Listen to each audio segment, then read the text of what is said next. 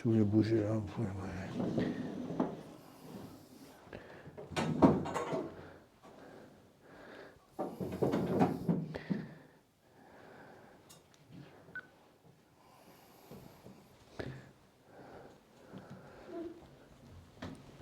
Au nom du Père et du Fils et du Saint-Esprit, ainsi soit-il. Venez, Esprit Saint, remplissez le cœur de vos fidèles et allumez en eux le feu de votre amour. Envoyez votre Esprit, Seigneur, et se fera une création nouvelle et vous renouvellerez la face de la terre. Prions, ô Dieu, qui avez daigné envoyer votre Esprit sur ce monde, donnez-nous par ce même Esprit de comprendre et d'aimer ce qui est bien, et de jouir sans cesse de cette divine consolation. Le même Jésus-Christ, notre Seigneur. Ainsi soit-il. Je vous salue Marie, pleine de grâce, le Seigneur est avec vous. Vous êtes bénie entre toutes les femmes, et Jésus, le fruit de vos entrailles, est béni. Sainte Marie, Mère de Dieu, priez pour nous pauvres pécheurs, maintenant et à l'heure de notre mort, ainsi soit. Nos saints anges gardiens, Saint Pédis, Saint Joseph, Saint Thomas d'Aquin, au nom du Père et du Fils et du Saint-Esprit, ainsi soit-il.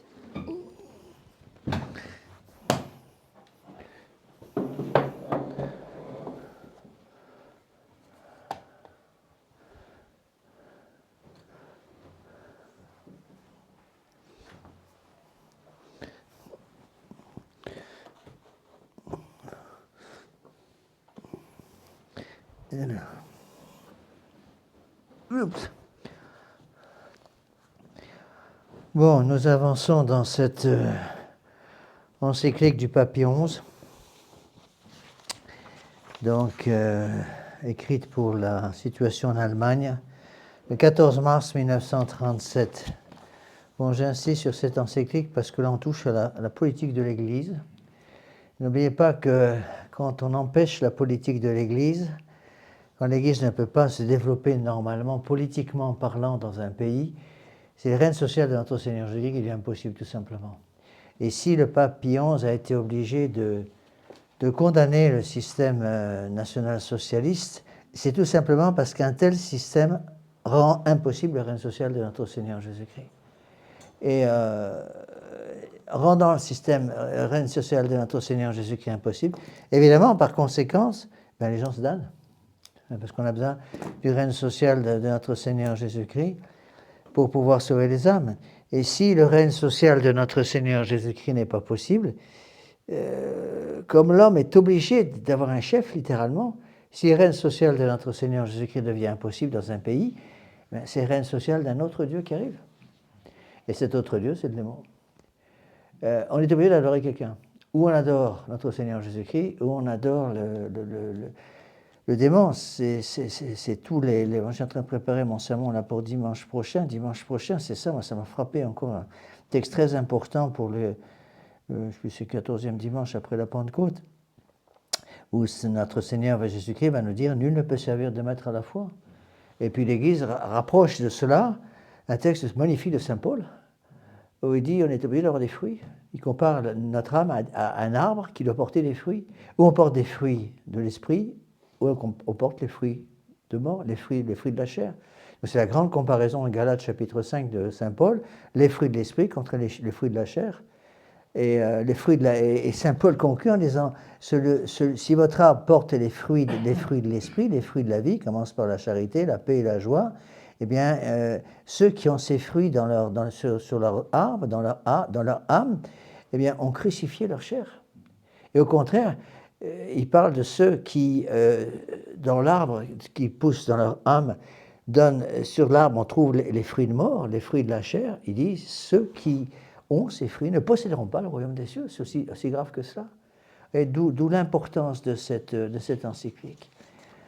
Alors, parce que parfois, des gens nous disent, mais monsieur l'abbé, ça c'est de la politique c'est quand même relativement secondaire. C'est pas du tout secondaire, parce que la politique permet le salut des âmes ou permet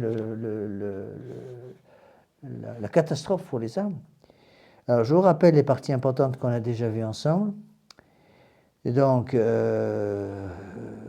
quiconque identifie dans une confusion panthéistique Dieu et l'univers, abaissant Dieu aux dimensions du monde ou élevant le monde à celle de Dieu, n'est pas de ceux qui croient en Dieu. Donc, première chose que le pape Pie XI va déclarer à propos du national-socialisme, c'était un panthéisme. Le panthéisme, je rappelle ce que c'est. Le panthéisme, c'est la destruction de la séparation entre la créature et le créateur. Donc, deux sortes de panthéisme, où on élève l'homme au niveau de Dieu, c'est la divinisation de l'homme, où on abaisse Dieu au niveau de la créature, c'est l'humanisation de Dieu. Avec Descartes, on arrive au même résultat. On met Dieu et l'homme au même niveau. Comme, évidemment, l'homme n'est pas Dieu, bien, si on cherche à mettre Dieu et l'homme au même niveau, on va couper complètement l'homme de Dieu. C'est exactement ce qui se passe. Deuxième point important qu'on a déjà vu ensemble, quiconque suivant une prétendue conception des anciens germains d'avant le Christ met le sombre et impersonnel destin à la place du Dieu personnel, nie par le fait la sagesse et la providence de Dieu. Donc là, il condamne ce panthéisme comme étant un paganisme. Bon, c'est le nouvel âge en gros. Bon. Troisième point, donc, le pape rappelle d'abord que tous ceux qui veulent ce paganisme, ce panthéisme, ne peuvent pas prétendre être mis au nombre de ceux qui croient en Dieu. Troisième point, quiconque prend la race, ou le peuple, ou l'État, ou la forme de l'État, ou le dépositaire du pouvoir, et les divinise par un culte idolâtrique, celui-là renverse et fausse l'ordre des choses créées et ordonnées par Dieu. C'est l'idolâtrie. Rappelez-vous les trois grands péchés condamnés par Saint Pédis. En fait, c'est tout simplement le catéchisme catholique qui a été celui de l'Église catholique pendant 2000 ans. Quand le pape Saint Pédis, dans son catéchisme de 1910, il explique les commandements qui s'opposent qui vont contre les péchés qui s'opposent au premier commandement de la première table. Ben, qu'est-ce qu'il dit? Il dit l'ignorance coupable des vérités de foi, le blasphème et l'idolâtrie, l'adoration de l'homme. L'idolâtrie, c'est quoi? L'idolâtrie, c'est un panthéisme. D'accord? Ensuite, donc je reviens pas là-dessus, on a déjà vu tout ça. Seuls des esprits superficiels peuvent tomber dans l'erreur qui consiste à parler d'un Dieu national d'une religion allemande. Donc, conséquence du fait que on tombe dans cette divinisation de donner un culte idolâtrique à celui qui a l'autorité, c'est-à-dire à l'État, à la forme de l'État, au dépositaire du pouvoir, le pape Pie XI dit bien que on tombe à ce moment dans une Église nationale. Qui dit Église nationale, j'ai déjà expliqué ça plusieurs fois, qui dit Église nationale, tout simplement va nier une des notes de l'Église véritable du Christ, à savoir sa catholicité. Et qui dit Église nationale dit qu'on coupe l'Église, qu'on sépare l'Église de l'universalité de l'Église. L'Église catholique, ça veut dire qu'elle est universelle pour tous les temps, tous les pays, d'accord? Ensuite, autre chose, sur ce qu'on a déjà vu ensemble. Le point culminant de la révélation, atteint dans l'évangile de Jésus-Christ, est définitif, dit le pape Pie XI. Je vais rapidement, on a déjà vu tout ça. Il oblige pour toujours. Cette révélation ne connaît pas de complément apporté de main d'homme. Elle n'admet pas davantage d'être évincée et remplacée par d'arbitraires révélations que certains porte-paroles du temps présent prétendent faire dériver de ce qu'ils appellent le mythe du sang et de la race. En gros, on change de Dieu avec le national-socialisme. Du Dieu créateur et rédempteur, on va passer à l'État, littéralement créateur et rédempteur. C'est l'État qui prend la place de Dieu. Dans vos contrées, dit le pape Pie XI, vénérables frères, retentissent des voix dont le cœur va sans cesse se renforçant, qui invitent à sortir de l'Église. Parmi les meneurs, il n'y en a plus d'un qui, par leur position officielle, cherche à faire naître l'impression que cette sortie de l'Église et l'infidélité qu'elle comporte envers le Christ et roi constituent une preuve particulièrement convaincante et méritoire de la fidélité envers l'État d'aujourd'hui. Qu'est-ce que dit le pape Pie XI? Il rappelle que si je détruis le règne social de notre Seigneur Jésus-Christ, je vais passer d'une fidélité à notre Seigneur Jésus-Christ et à son Église, la fidélité au Christ roi, et je vais remplacer cette fidélité au Christ roi par la fidélité envers l'État, l'édifice de l'État. C'est l'homme qui prend la place de Dieu. Encore une fois, on est en plein panthéisme. Alors, on va continuer. Avant que j'oublie ça, avant que je continue, attention pour les prochains cours. Donc, il y aura encore un cours mercredi prochain, donc le 2 septembre. Ensuite, il y aura pas, je reprends les retraites, donc 2 retraites en septembre, plus ma mission dans le Nord. En octobre, j'ai même 2 retraites, plus la mission dans le Nord, plus une mission au Portugal. Donc, je m'excuse, je ne peux pas tout faire à la fois. Donc, prochain cours, mercredi prochain, 2 septembre. Ensuite, il y aura encore un cours à la fin du mois de septembre, 30 septembre, puis enfin, il n'y a pas de cours en octobre, je ne peux pas être sur 2 chaises à la fois, désolé.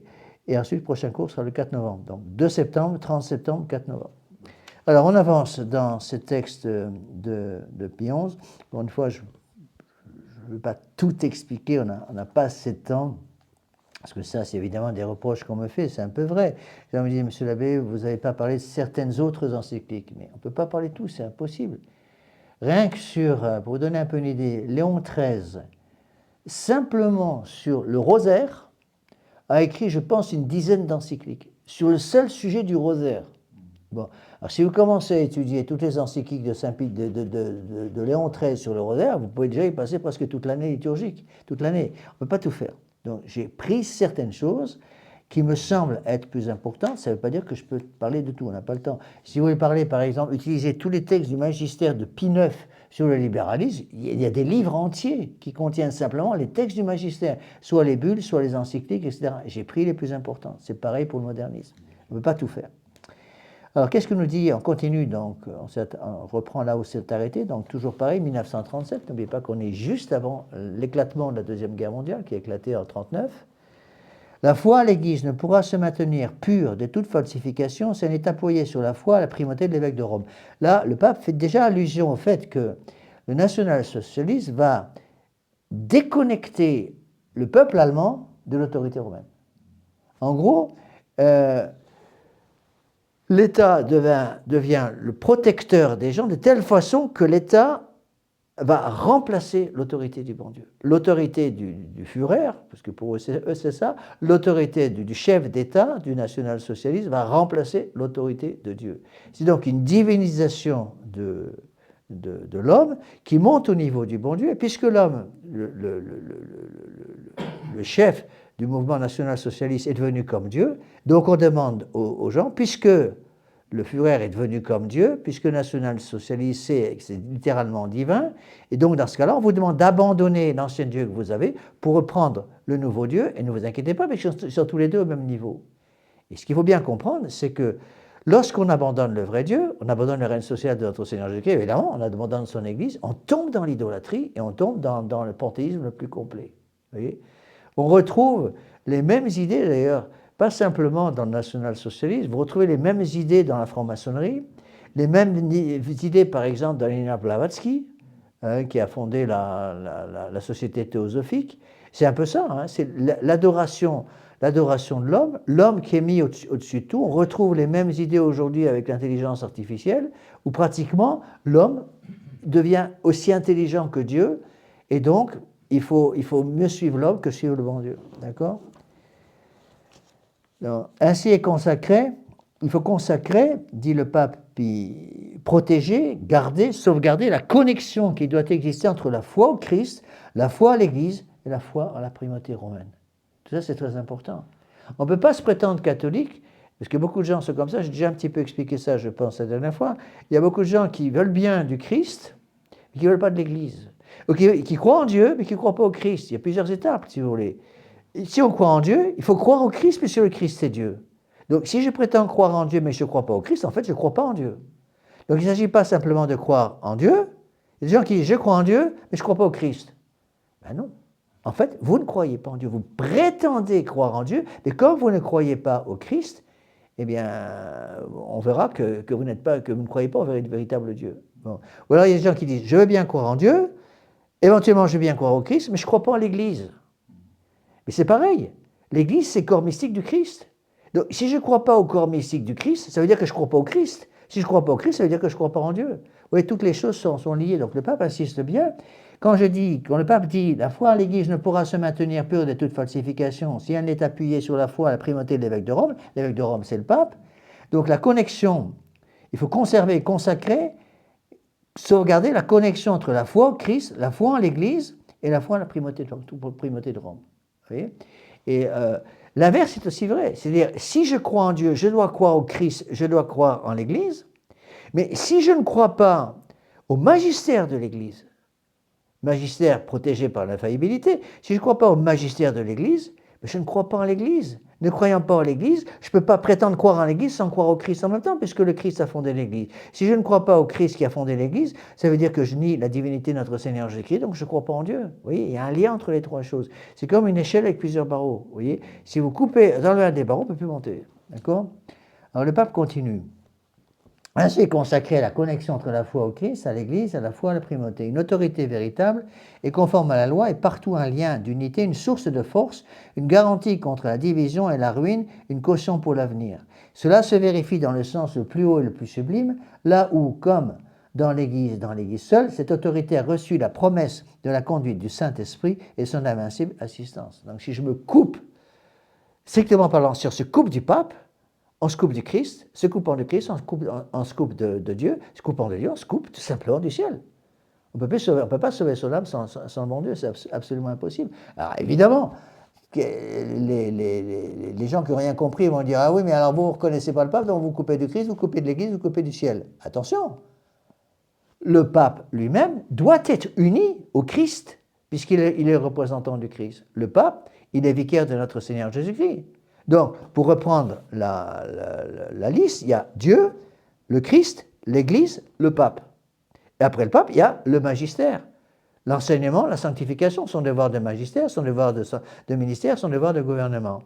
Donc le pape, pour être fidèle au Christ, pour être fidèle à l'Église, pour être fidèle à l'Église, pour être fidèle au Christ, pour être fidèle à Dieu, doit être fidèle à ce que l'Église catholique a toujours enseigné pendant 20 siècles, c'est du bon sens élémentaire. Donc si le pape se coupe de l'enseignement traditionnel de l'Église, c'est-à-dire du magistère de l'Église, de ses moyens de sanctification, du ministère, il va se couper de l'Église, il va se couper du Christ, il va se couper de Dieu, il se coupe du ciel. Et c'est exactement ce qui se passe aujourd'hui. Donc, encore une fois, il faut... c'est un argument qu'on nous sort tout le temps, sur certains des vidéos de ces prêtres modernistes qui m'attaquent pas mal. Je ne vais pas donner son nom, je ne vais pas lui faire de publicité. Eh bien, on le voit très bien, vous voyez. Ils ne se rendent pas compte du tout que, en fait, ils se coupent complètement de l'Église catholique parce qu'ils n'ont pas réalisé du tout qu'à Rome, comme ils ne veulent plus être fidèles à ce que l'Église catholique a toujours enseigné, ils se sont coupés du magistère, donc ils se sont coupés de l'Église, donc ils se sont coupés de Christ, donc ils se coupent de Dieu. Le pape est vicaire de notre Seigneur Jésus-Christ. Ça veut dire quoi, vicaire de notre Seigneur Jésus-Christ? Si le pape est vicaire de notre Seigneur Jésus-Christ, ça veut dire que le pape est vicaire du Christ. Et s'il est vicaire du Christ, ça veut dire qu'il est vicaire de l'Église. Vicaire de l'Église, vicaire du Christ, vicaire de Dieu, c'est pareil.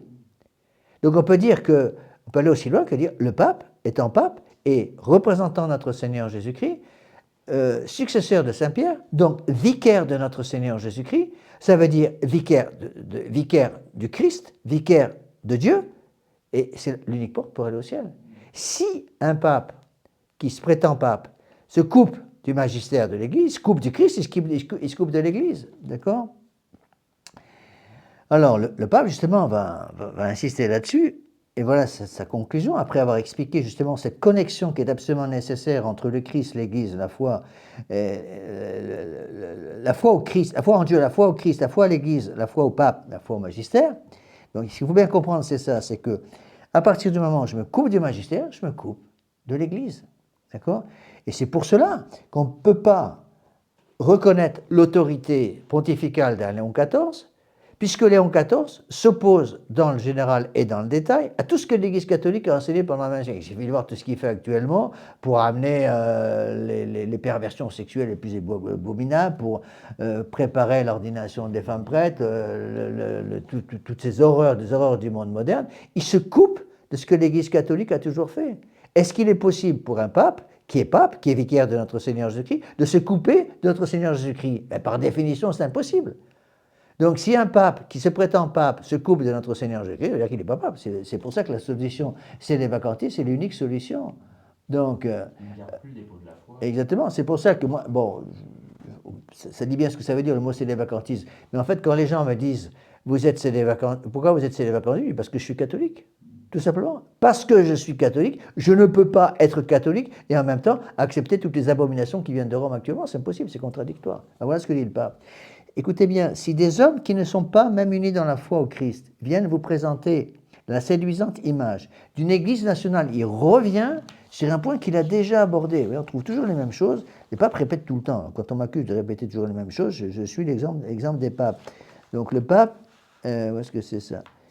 Le pape a déjà parlé de ça auparavant. Seuls des esprits superficiels peuvent tomber dans l'erreur qui consiste à parler d'un Dieu national, d'une religion nationale. Il a déjà condamné la religion nationale, c'est-à-dire ceux qui prétendent que l'Église catholique doit être affiliée à une Église nationale. Bon, voilà ce que dit le pape, je répète la phrase. Si des hommes qui ne sont pas même unis dans la foi au Christ viennent vous présenter la séduisante image d'une Église nationale allemande, sachez que ce n'est autre chose qu'un reniement de l'unique Église du Christ. L'évidente trahison de cette mission d'évangélisation universelle à laquelle seule une Église mondiale peut suffire et s'adapter. Église mondiale, ça veut dire Église universelle, Église catholique. Donc, si le national-socialisme, dit le pape, vient vous présenter l'image d'une Église nationale, c'est-à-dire l'Église allemande devient une Église qui n'est plus une Église universelle, catholique, mais une Église uniquement pour l'Allemagne, pour la race aryenne. Ipso facto, ça va détruire complètement l'union à l'Église catholique. Si je veux une Église exclusivement nationale, et dans ce cas-là, on va tomber, on va tout simplement quitter l'Église catholique. Alors, attention, c'est que ce qu'il faut bien comprendre, c'est qu'il n'y a pas simplement la condamnation du national-socialisme là-dedans, mais l'américanisme, c'est pareil. Le gallicanisme, c'est pareil, et l'Église de Vatican II, c'est pareil. Quand les Américains prétendaient, à la fin du XIXe siècle, qu'il fallait une Église autocéphale indépendante de Rome, donc il y avait un mépris souverain sur l'Église des ultramontains. Ça veut dire quoi, les ultramontains? Ceux qui sont de côté de la montagne. La montagne, c'était les Alpes. Même au gallicanisme, c'était pareil. Les ultramontains, c'était ceux qui étaient de l'autre côté de la chaîne des Alpes, c'est-à-dire l'Italie. Et donc, une Église gallicane, c'est une Église coupée de l'Église de Rome. Donc, le gallicanisme, c'est une Église qui condamne l'ultramontanisme. L'américanisme, ils veulent une Église indépendante de Rome. Donc, Rome, c'est de l'autre côté de l'Atlantique, c'est plus l'ultramontanisme, c'est l'ultramarisme, ou l'autre côté du Pacifique, ou l'Atlantique, pardon. Et donc, on veut une Église indépendante. C'était condamné par le pape Léon XIII, je crois que c'était 1892, d'accord? Le gallicanisme, c'est pareil. Le gallicanisme, c'est on veut une Église française indépendante de l'Église romaine. Bon, ça a commencé avec Louis XIV, hein, et Bossuet, malheureusement, tombé là-dedans. Et l'Église de Vatican II, c'est pareil. Parce qu'à partir du moment où vous appelez Église de Vatican II, vous insistez sur Église de Vatican II, et les 20 conciles œcuméniques avant, on a fait quoi? Bon, c'est pour ça qu'il faut bien insister sur les termes. L'Église de Vatican II et l'Église catholique sont deux entités complètement différentes. On ne peut pas à la fois prétendre appartenir à l'Église de Vatican II. Quand on dit « j'appartiens à l'Église de Vatican II », ça sous-entend que je n'appartiens pas à l'Église d'avant Vatican II. C'est comme si je dis que, l'exemple que je donne tout le temps pour expliquer, si je dis « la France commence en 1789 », ça sous-entend qu'avant 1789, la France n'existait pas. Or, la France existait avant 1789. La France catholique, elle a commencé en 496 avec la conversion de Clovis. Donc, si je dis que l'Église catholique, c'est l'Église de Vatican II, je sous-entends qu'avant Vatican II, il n'y avait rien. Donc, je me coupe de l'Église. Je me coupe de l'universalité de l'Église. On parle d'Église conciliaire et maintenant d'Église synodale. Ben oui, mais l'Église conciliaire, l'Église synodale, c'est l'Église de Vatican II. C'est pour ça qu'il faut utiliser, à mon avis, le terme d'Église de Vatican II, parce que Vatican II, ça dit bien ce que ça veut dire. On coupe le dernier concile de ce que l'Église catholique a toujours enseigné pendant 20 siècles. Il y a eu 20 conciles avant. Je m'excuse de me répéter, mais ça, c'est un argument très important. Et je demande à ceux qui m'écoutent sur Internet, parce que bon, je me rends compte à quel point beaucoup de gens, très braves comme tout, qui m'écoutent sur Internet, débarquent complètement. Ils débarquent complètement, et je suis très content qu'ils débarquent. Mais ils débarquent dans le sens qu'ils ne sont pas baptisés. J'ai encore reçu un coup de téléphone cet après-midi, encore toujours pareil, d'une même personne qui commence à se rendre compte que on les a roulés pendant 20 ans. Le gars, il a 30 ou 35 ans. Il me dit, on s'est fait rouler.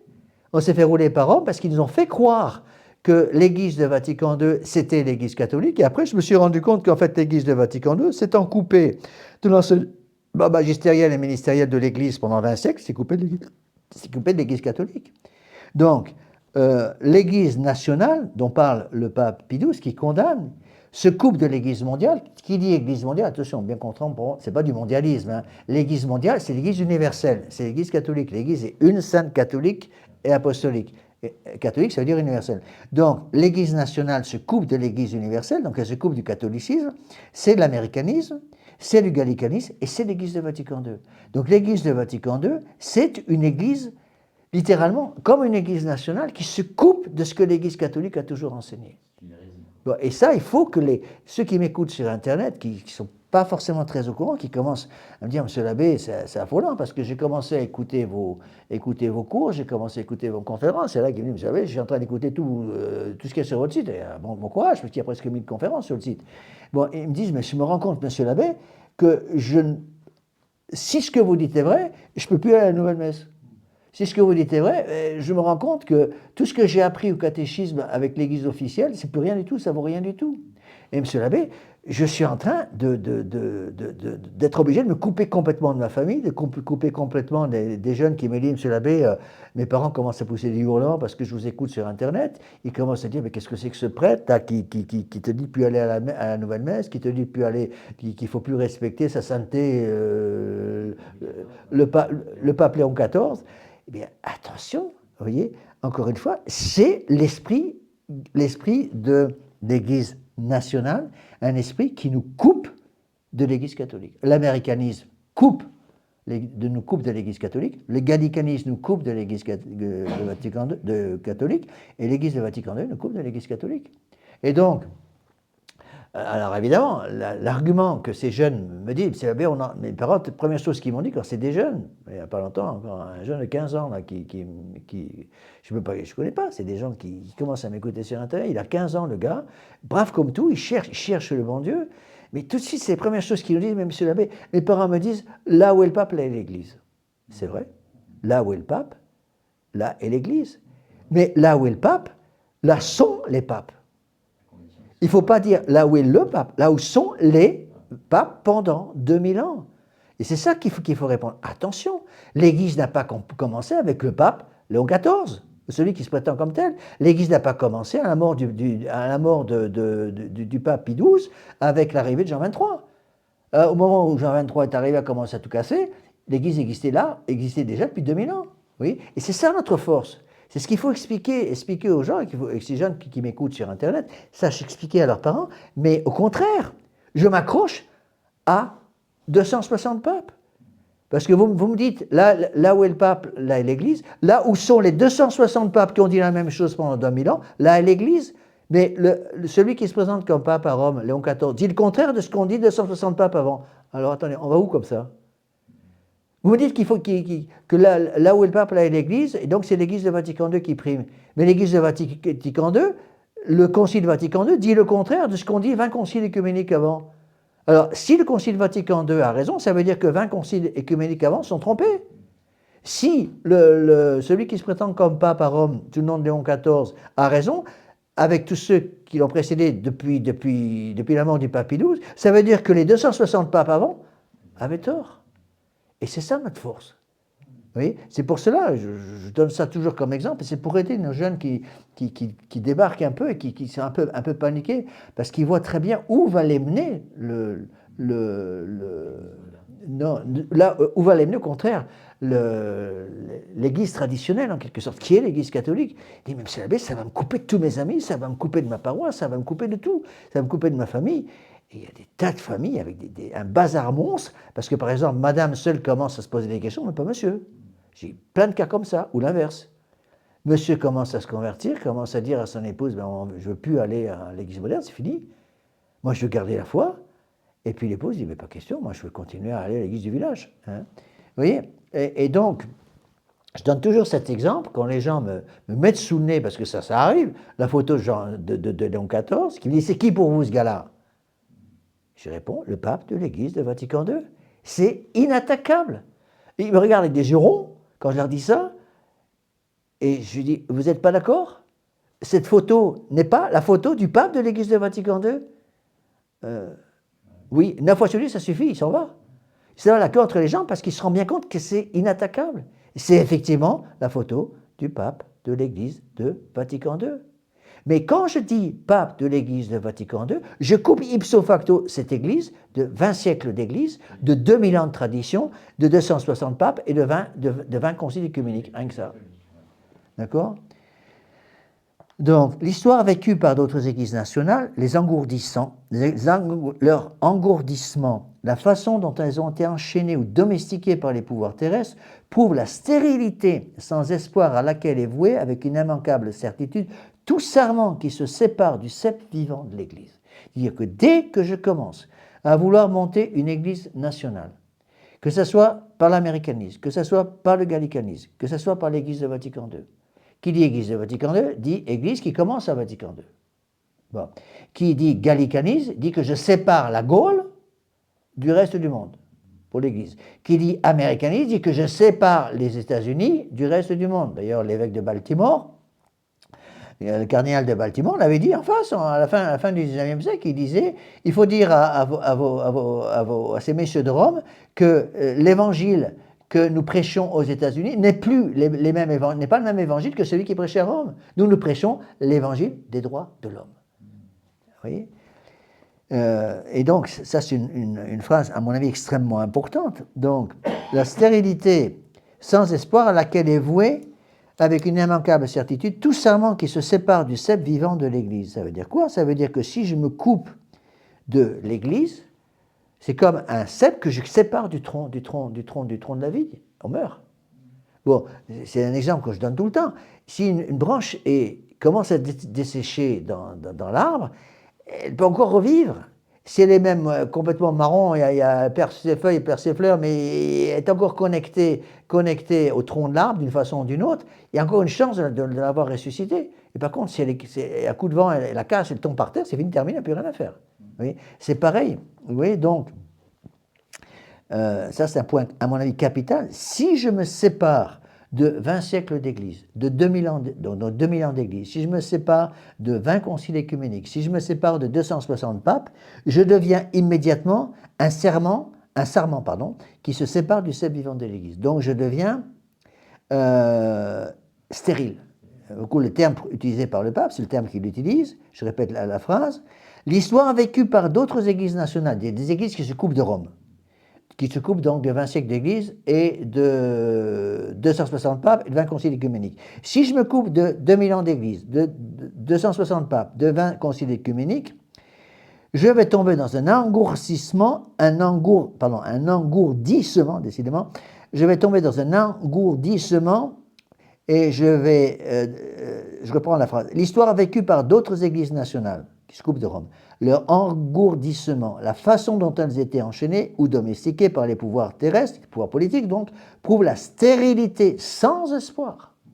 C'est stérile et c'est sans espoir, à laquelle est voué avec une immanquable certitude tout serment qui se sépare du sceptre vivant de l'Église. Trois mots, c'est stérile, c'est sans espoir et c'est certain. C'est-à-dire, si je me coupe de ce que l'Église catholique a fait pendant 20 siècles, si je me coupe de 20 conciles œcuméniques, de 260 papes et de 2000 ans d'histoire, je deviens stérile, c'est-à-dire je ne peux plus convertir, il suffit d'ouvrir les yeux et regarder ce qui se passe aujourd'hui dans le monde moderne, je suis... il n'y a aucun espoir de retour, c'est grave, hein, et c'est une certitude absolue.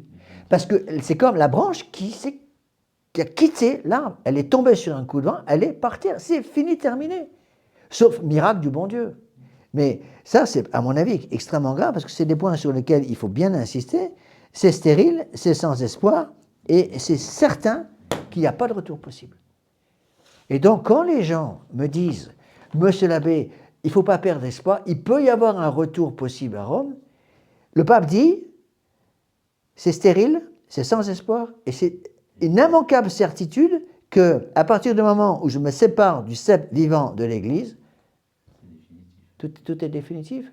C'est pour ça qu'humainement parlant, c'est irrattrapable. Je dis bien humainement parlant. Et Monseigneur Lefebvre nous le disait, il nous disait, humainement parlant, un moderniste est inconvertissable.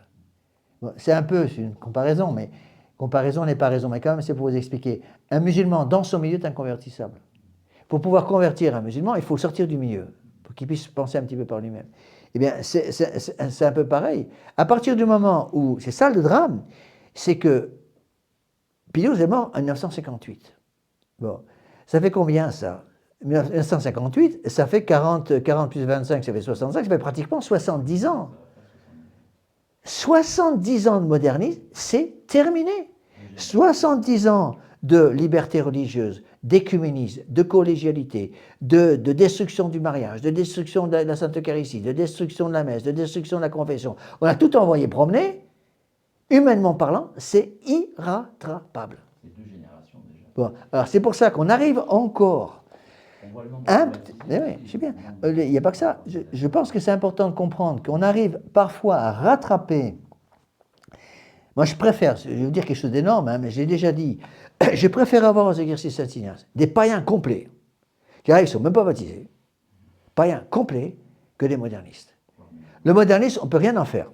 On ne peut rien en faire parce que les mots que j'utilise n'ont pas le même sens pour lui et pour moi. Et c'est tout le temps, il faut adapter, libéralisme, liberté, égalité, fraternité. Je ne vais pas parler de la charité, le mot charité pour lui et pour moi n'a pas le même sens. Je parle du mot amour du bon Dieu, ça n'a pas le même sens pour lui et pour moi. Quand je parle de 260 papes avant Jean XXIII, pour lui ça ne veut rien dire parce que l'Église catholique, l'Église de Vatican II commence précisément avec Jean XXIII. Si je lui parle de 20 premiers conciles œcuméniques, ça ne l'intéresse pas parce qu'il va me dire mais l'Église qu'on pense commence avec Vatican II. Et c'est pour ça que quand on a des modernistes qui sont imprégnés de modernisme, c'est inconvertissable littéralement. En général, ils partent presque tout de suite. Vous voyez, c'est ça le drame.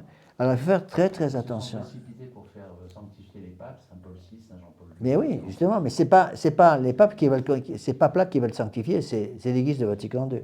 Donc je continue avec le texte. Donc je reprends, parce que c'est des textes absolument très très importants. Si les hommes qui ne sont pas même unis dans la foi au Christ viennent vous présenter la séduisante image d'une Église nationale allemande, sachez que ce n'est autre chose qu'un reniement de l'unique Église du Christ, l'évidente trahison, ou important, de cette mission d'évangélisation universelle à laquelle seule une Église mondiale peut suffire et s'adapter. L'histoire vécue par d'autres Églises nationales, leur engourdissement, la façon dont elles ont été enchaînées ou domestiquées par les pouvoirs terrestres prouve la stérilité sans espoir à laquelle est vouée avec une immanquable certitude tout sarment qui se sépare du cep vivant de l'Église. Celui qui, dès le début, oppose à des développements erronés de cette espèce un non vigilant et inexorable, celui-là sert non seulement la pureté de sa foi au Christ, mais aussi la santé et la force vitale de son peuple. Puis le pape dit, il vous faudra donc, il parle aux évêques allemands, il vous faudra donc veiller d'un œil particulièrement attentif, vénérables frères, à ce que les concepts religieux fondamentaux ne viennent pas être vidés de leur contenu essentiel et détournés vers un sens profane. C'est ce que font les modernistes. Ils vont réutiliser les mêmes termes, mais avec d'autres sens. Et on parlait de la charité, mais la charité n'a plus aucun sens pour eux, parce que quand ils parlent de charité, ils vont parler de charité naturelle et pas de charité surnaturelle. Bon, si on parle du mot amour, c'est pas du tout le même sens. Voyez. Donc, ce qu'il faut, c'est revenir aux concepts religieux fondamentaux, revenir à ce que l'Église catholique a toujours enseigné. Bon. Quand les gens me disent, j'ai encore dit aujourd'hui, cet après-midi, quelqu'un qui me téléphonait pour ça, que je connais ni d'Ève ni d'Adam, que je connaîtrai sans doute peut-être jamais, je ne sais pas, quand il me demande qu'est-ce que je dois faire pour arriver à me défendre devant mes parents, par exemple, qui ne comprennent pas que je commence à vouloir aller à la messe traditionnelle. Je dis, vous prenez catéchisme de Saint-Pédis, tout simplement. Bon. Et vous présentez ce catéchisme de Saint-Pédis, 1910, c'est un catéchisme qui correspond à ce que l'Église catholique a enseigné pendant 20 siècles. Voilà ce auquel l'Église a cru pendant 20 siècles. Je crois ces choses-là, je veux croire ces choses-là, je veux mourir avec cette foi, et si je me marie, je veux que mes enfants aient cette foi. Et puis, littéralement, aller après, si les parents, parce que c'est en général comme ça que ça se termine, les parents ne sont pas contents du tout, et vont, quand ils sont modernistes, et vont dire, bon, tu viens avec nous, on va voir le curé. On va voir le curé du village. Bon, alors, elle me dit, vous savez, je fais quoi? Mes parents veulent absolument que j'aille voir le curé du village. Prenez le catéchisme de Saint-Pédis avec vous. Voilà. Et puis, vous arrivez devant le curé, vous ne manquez pas de respect, c'est une certaine autorité, vous ne manquez pas de respect. Et quand il commence à vouloir vous parler, il dit, monsieur le curé, j'ai d'abord une question, sinon ça ne sert à rien de discuter. Est-ce que vous êtes d'accord avec tout ce qu'il y a dans ce livre-là? Et s'il a encore un minimum d'honnêteté intellectuelle, ce qui est très rare, mais enfin ça peut encore arriver, il va dire, mais ça c'est avant Vatican II. Je vous ai donné l'exemple qui m'a été donné par une personne qui vient de quitter justement les cercles à la suite d'une discussion avec moi au téléphone, que je ne connais pas encore, je ne l'ai pas encore vu. Il va venir me voir bientôt, et qui a quitté les groupes néocatéchuménaux dans lesquels elle suivait l'enseignement officiel de l'Église de Vatican II, dès qu'elle n'est pas encore baptisée. Et quand il y avait plusieurs personnes à ce groupe, il y en a un jeune homme qui était à côté d'elle, qui se posait de plus en plus de questions, lui aussi, qui a demandé à la personne, alors je n'ai pas compris si c'était un prêtre ou non, et c'était sans doute des laïcs, qui posait aux catéchumènes, pas aux catéchumènes, aux professeurs en quelque sorte qui enseignaient ce qu'est l'Église catholique, je voudrais avoir j'ai une question, mais très bien, quelle est la différence entre le péché véniel et le péché mortel? Mais le gars est monté tout de suite, pratiquement, il tombait à la reverse, mais ça n'existe plus, ça c'est ancien, c'était avant, c'est fini tout ça. Donc, vous voyez, il reconnaît que la distinction entre péché véniel et péché mortel n'existe plus. Pourquoi?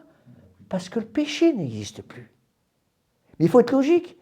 Ils ne vont pas vous le dire comme ça, à ma connaissance en tout cas, Léon XIV n'a pas encore dit le péché n'existe plus. Mais dans la pratique, ça correspond à ça. Puisque le péché n'existe plus, à quoi sert la confession? À rien. Puisque le péché n'existe plus, à quoi sert la messe? À quoi sert la mort de notre Seigneur Jésus-Christ pour rattraper le péché? À quoi sert la contrition qui est nécessaire pour pouvoir se confesser? Plus à rien. La messe, c'est renouvellement sanglant, le sacrifice de la croix. Le sacrifice de la croix, c'est pourquoi? C'est un sacrifice de propitiation pour rattraper le péché. S'il n'y a plus de péché, il n'y a plus besoin de tout ça. Et tout s'écroule. Alors, donc attention à ne pas vider, dit le pape Pie XI, vider de leur contenu essentiel les concepts religieux fondamentaux. Quels sont les concepts religieux fondamentaux? C'est d'abord les trois grands mystères. La Sainte Trinité, l'incarnation, la rédemption. En fait, c'est un seul mystère. Un Dieu en trois personnes. Le Père est Dieu, le Fils est Dieu, le Saint-Esprit est Dieu. Le Père n'est pas le Fils, n'est pas le Saint-Esprit. Il y a trois personnes égales et distinctes. Égales parce qu'il y a une unité de nature, de substance, plus exactement. Ils sont consubstantiels, distincts parce que le Père n'est pas le Fils, n'est pas le Saint-Esprit.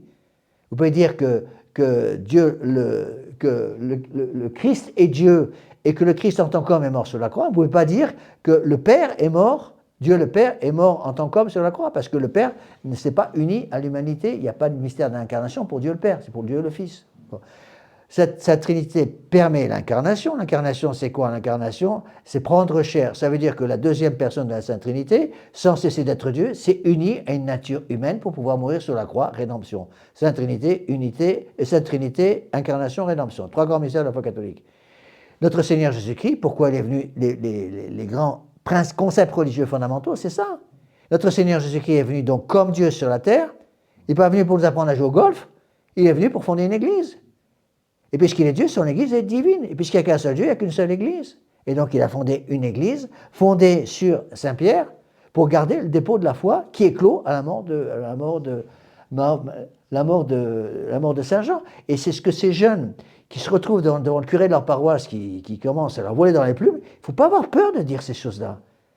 De dire, mais monsieur le curé, vous m'accusez de quitter l'église, mais est-ce que vous êtes d'accord avec ce que l'Église catholique a enseigné et fait et dit pendant 20 siècles? Est-ce que vous êtes d'accord avec les 260 papes depuis Saint-Pierre jusqu'à Pie XII? Est-ce que vous êtes d'accord avec les 20 premiers conciles œcuméniques, notamment le concile de Trente et le concile Vatican I? Vous êtes d'accord avec ça ou non? Et en général, ils vont vous répondre, la bouche en cœur, mais ça c'était avant. Les choses ont changé. Les choses ont changé. Cette Église-là, elle est morte. L'Église catholique a été fondée par qui? Par Jean XXIII en 1962, que le Vatican II? Pas du tout. D'accord? Alors, le pape, vous allez voir, c'est intéressant, va faire un parallèle entre ceux qui détournent les concepts religieux fondamentaux pour les vider de leur contenu essentiel et qui sont détournés dans un sens profane. Il va comparer ça à de la fausse monnaie. J'aime beaucoup ce terme. Il dit c'est comme de la fausse monnaie. Le mot révélation, il va prendre l'exemple du mot révélation. On va prendre quelques mots justement en suivant l'exemple donné ici par le pape Léon XIII, le pape Pie XI, pardon, donc 1937. Révélation, au sens chrétien du mot, désigne la parole dite par Dieu aux hommes. Révélation, en latin, c'est enlever le voile. Velum, c'est le voile. Révélation, on enlève le voile. Il y a quelque chose qui nous empêchait de voir clair à cause du péché originel, c'est enlevé par l'Église catholique qui nous donne la révélation, c'est-à-dire l'enseignement, la parole dite par Dieu aux hommes, c'est la théologie. Théo, c'est Dieu, logos, c'est la parole. Donc, c'est la parole de Dieu qui nous est donnée pour enlever le voile. Employer ce même mot, remplacer le sens de révélation par des suggestions du sang et de la race, pour les irradiations de l'histoire d'un peuple, c'est à coup sûr créer une équivoque. C'est une fausse monnaie.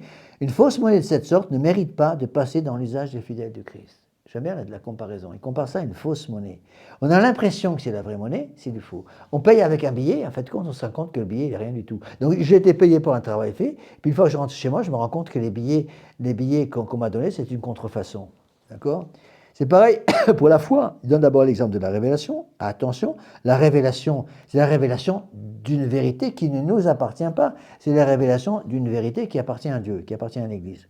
Ensuite, la foi consiste à tenir pour vrai ce que Dieu a révélé et propose par son Église à la croyance des hommes. C'est la conviction solide des choses invisibles. La foi, c'est ça. L'acte de foi, c'est quoi? Je crois fermement toutes les vérités que vous avez révélées, que vous enseignez par votre Église, parce que étant Dieu, vous pouvez ni vous tromper, parce que vous êtes Dieu, ni nous tromper, parce que l'Église ne peut pas nous tromper. D'accord? La joyeuse et fière confiance dans l'avenir de son peuple, qui tient au cœur de chacun, signifie tout autre chose que la foi dans le sens religieux du mot. Donc, ils ont changé le mot révélation. Ils vont remplacer le mot révélation par une équivoque pour prétendre que c'est maintenant le système politique qui va donner une nouvelle révélation au peuple. En quelque sorte, le peuple allemand devient le nouveau peuple élu. C'est plus l'Église catholique qui représente le peuple élu des catholiques, qui s'est substitué au premier peuple élu de l'Ancien Testament, qui était le peuple juif, ensuite le peuple catholique. Maintenant, le national-socialiste va arriver en disant notre peuple, le peuple de la race aryenne, donc le peuple allemand, devient le peuple de la révélation. On change le sens du mot révélation. Ensuite, la foi. Donc, il prend d'abord la définition traditionnelle, tenir pour vrai ce que Dieu a révélé, proposé par son Église à la croyance des hommes. Conviction solide des choses invisibles. C'est le texte de saint Paul aux Hébreux. La joyeuse et fière confiance dans l'avenir de son peuple, qui tient au cœur de chacun, signifie tout autre chose que la foi dans le sens religieux du mot. Donnez l'un pour l'autre, vous la remplacez l'un par l'autre, c'est-à-dire on remplace une foi divine par une foi humaine, et exiger là-dessus d'être reconnu pour les disciples du Christ comme un croyant, c'est un jeu de mots vide de sens, quand ce n'est pas confusion voulue des concepts ou quelque chose de pire. Donc il compare ce matraquage, cette trahison, parce que c'est le mot, comme de la fausse monnaie, des mots vides de sens, une confusion, et même quelque chose de pire. Donc, et ça c'est fondamental à comprendre. On a détruit la foi théologale et remplacé la foi théologale par une foi naturelle. Foi naturelle. De la même façon qu'ils ont complètement détruit la charité surnaturelle par une charité, la charité surnaturelle par une théologale, la charité théologale surnaturelle par une charité naturelle. Et les gens ne comprennent plus rien parce qu'ils mélangent tout. Bon, l'exemple classique que j'ai donné, je ne sais pas combien de fois, je le redonne pour ceux qui prennent le train en route, là, sur Internet. C'est l'exemple classique du pompier qui meurt dans un acte de charité naturelle, qui sauve une vieille grand-mère qui est en train de brûler dans son appartement au dernier étage de l'immeuble. Il prend des risques terribles, il monte sur la grande échelle, il casse une vitre, il rentre dans la maison, il sauve la personne, il arrive à la faire redescendre par ses copains qui attendent sur l'échelle, il sauve la personne de la vie, et puis malheureusement le plafond s'écroule, il meurt dans l'incendie. C'est un acte de charité? Bien sûr. C'est naturel ou naturel? Naturel. C'est un acte de charité naturel. Il a parti l'héroïsme de sa fonction de pompier. C'est le devoir d'État. Bon. Est-ce que c'est ça qui va l'amener au ciel? Ah, mais c'est sûr qu'il va au ciel, celui-là. Attendez, c'est une charité naturelle. Pour aller au ciel, il ne faut pas la charité naturelle, il faut la charité surnaturelle. C'est quoi la charité surnaturelle? C'est l'état de grâce. Et je reprends toujours le même exemple. Si ce monsieur qui meurt, hélas, dans un grand incendie, après avoir fait un acte d'héroïsme naturel pour sauver une vieille dame qui est en train de brûler dans les flammes, vivait tranquillement en concubinage, il n'était pas en état de grâce. Bon, on peut espérer, vous pouvez prier, vous pouvez demander la grâce pour lui au bon Dieu avant qu'il meure, qu'au moins il ait le temps de demander pardon à ses péchés. Rappelez-vous le Saint Curé d'Ars qui disait entre le pont et l'eau, le suicidé qui est sauté du pont de la Guillotière à Lyon avec une grosse pierre autour de son cou, a reçu de la Sainte Vierge la grâce d'un acte de contrition parfaite. Très bien. Donc s'il regrette ses péchés, d'accord, mais s'il ne regrette pas, et qu'il vivait tranquillement dans le concubinage le plus complet, c'est pas de la charité.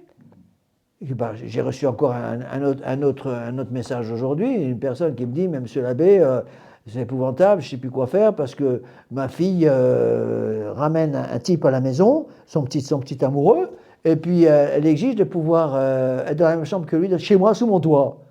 J'ai dit non, elle a refusé contre moi, elle me traite de tous les noms, elle m'engueule, elle me dit que je suis folle. Mais c'est vous qui avez raison, madame. Est-ce que ça serait charitable que de dire à sa fille, bon, écoute, je ne suis pas d'accord, mais enfin, je t'aime beaucoup, parce que j'aime profondément ma fille.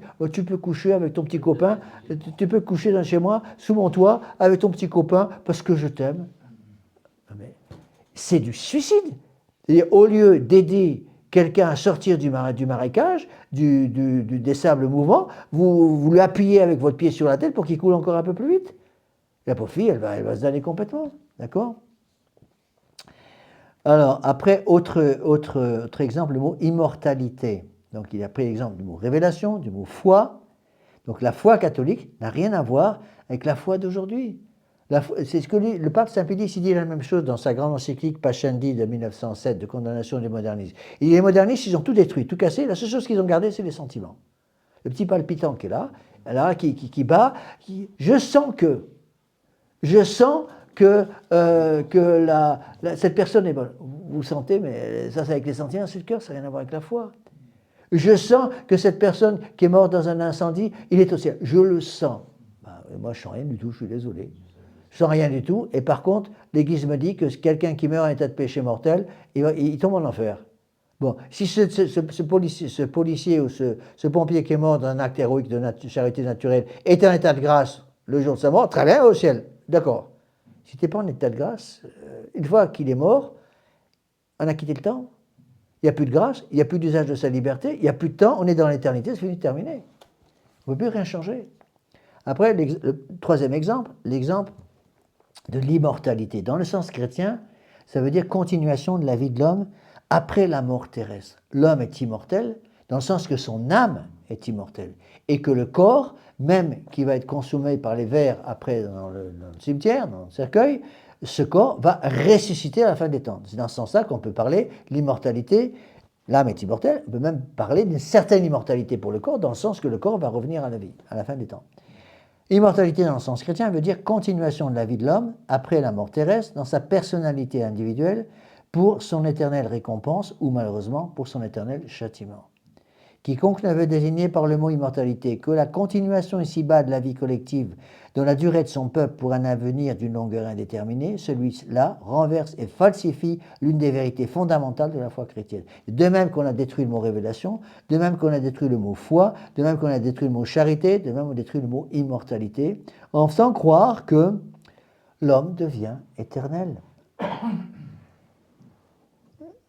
Donc, en agissant ainsi, en changeant le sens du mot immortalité, dit le pape Pie XI, je renverse et je falsifie complètement l'une des vérités fondamentales de la foi chrétienne. Il touche alors aux bases mêmes de la conception religieuse de l'univers qui exige un ordre moral dans le monde. S'il ne veut pas être chrétien, qu'il renonce au moins à enrichir le vocabulaire de son incroyance en puisant au trésor des concepts chrétiens. Vous voyez ? Alors, autre terme, il donne plusieurs exemples. Et ces exemples, il donnait en 1937. Hein. Ça n'a pas pris une ride. Hein. Aujourd'hui, en 2026, pareil. Hein. L'autre exemple qu'il donne, c'est le péché originel. Ça, c'est absolument fondamental, parce que s'il n'y a pas de péché originel, il n'y a pas de péché. S'il n'y a pas de péché, plus besoin d'église, plus besoin de la rédemption, plus besoin de l'incarnation. Le péché originel, dit le pape Pie XI, est la faute héréditaire, bien que non personnelle, des descendants d'Adam. Pourquoi ? Ce n'est pas un péché personnel. Le péché d'Adam et Ève, c'est un péché personnel pour Adam et Ève, pour nous, c'est un péché de nature. C'est-à-dire que c'est notre nature qui est viciée par le péché originel. On n'est pas responsable de ça, mais on paye les conséquences. Comme un père de famille qui est riche à millions, un jour il devient complètement fou, il boule tous ses billets de banque. Il s'enrichit, c'est lui qui est fou. Mais les enfants, ils vont se retrouver à la rue parce que le père a fait une bêtise et a boulé toute la fortune. C'est pareil pour Adam et Ève. Pour Adam et Ève, le péché d'Adam et Ève, de prévarication, de désobéissance à Dieu, c'est une faute grave, attention, c'est une faute mortelle, qui est une faute mortelle pour Adam et Ève. Pas pour nous. Pour nous, c'est ce qu'on appelle un péché de nature, pas un péché personnel. On distingue le péché de nature, le péché originel, le péché personnel qui peut être mortel ou véniel. D'accord? Je reprends. Le péché originel est donc la faute héréditaire, bien que non personnelle, des descendants d'Adam qui ont péché en lui. C'est la perte de la grâce et par conséquent de la vie éternelle, jointe à la propension au mal que chacun doit, avec l'aide de la grâce, de la pénitence, de la lutte, de l'effort moral, refouler et surmonter. La passion et la mort du Fils de Dieu ont racheté le monde de la malédiction héréditaire, du péché et de la mort. Dieu, à cause de la gravité du péché de désobéissance des chefs de l'humanité, à savoir Adam et Ève, le péché s'est transmis par la faute du chef de l'humanité, Adam, le péché s'est transmis au monde entier, et donc il a fallu, comme le péché est d'une gravité telle, il fallait quelque chose d'infini pour rattraper la malice infinie du péché, et donc Dieu a dû envoyer son propre Fils mourir sur la croix 5000 ans plus tard. La foi en ces vérités, qui sont aujourd'hui en but dans votre patrie à la facile raillerie des adversaires du Christ, appartient au contenu inaliénable de la religion chrétienne. Demandez aux prêtres modernes s'ils croient encore au péché originel. Vous allez voir ce qu'ils vont vous dire. Dans la pratique, ils n'y croient plus. Monseigneur Lefebvre nous disait, je vous l'ai déjà dit, j'en parle souvent quand je parle chez retraite, il y a 2 dogmes essentiels qui sont niés dans le monde moderne. Monseigneur Lefebvre nous disait tout le temps qu'il fallait d'abord défendre les dogmes les plus importants. Les choses les plus importantes. Tous les dogmes, c'est important. Mais défendre d'abord les choses qui sont les plus attaquées par nos adversaires. Quels sont les dogmes les plus attaqués par nos adversaires? Je pense qu'il y en a 2. Le péché originel et le règne social de notre Seigneur Jésus-Christ. Qui dit règne social de notre Seigneur Jésus-Christ touche évidemment à la divinité de notre Seigneur. Bon. Mais tout ça, il ne faut pas couper les dogmes en rondelles de saucisson. Les séparant les uns des autres, ils sont tous unis, comme les doigts d'une même main. Mais donc, le péché originel est un dogme absolument fondamental, parce qu'encore une fois, s'il n'y a plus de péché, si le péché originel n'existe pas, comme le péché actuel, le péché personnel vient du péché originel, s'il n'y a plus de péché originel, il n'y a plus de péché.